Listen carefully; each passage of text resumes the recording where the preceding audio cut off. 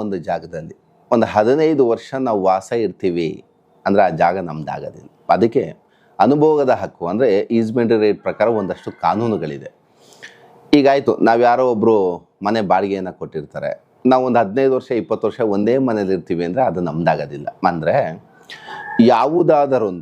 ಯಾವುದೇ ಒಂದು ಮನೆ ಆಗಿರ್ಬೋದು, ಮನೆ ಅಂದರೆ ಯಾವುದೋ ಒಂದು ಖಾಲಿ ಜಾಗದಲ್ಲಿ ನಾವು ಒಂದು ಮನೆಯನ್ನು ಕಟ್ಕೊಂಡು ಜೀವನ ಮಾಡ್ತಾ ಇರ್ತೀವಿ.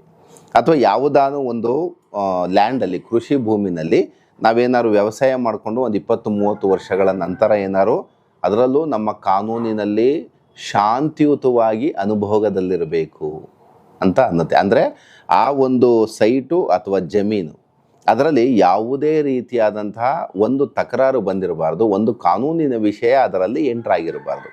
ಅಂತಹ ಸಂದರ್ಭದಲ್ಲಿ ಆ ಒಬ್ಬ ಯಾರು ಅನುಭೋಗದಾರ ಇರ್ತಾನೆ ಅವನಿಗೆ ಆ ಒಂದು ಜಾಗ ಅವನ ಹೆಸರಿಗೆ ಮಾಡಿಕೊಡುವಂಥ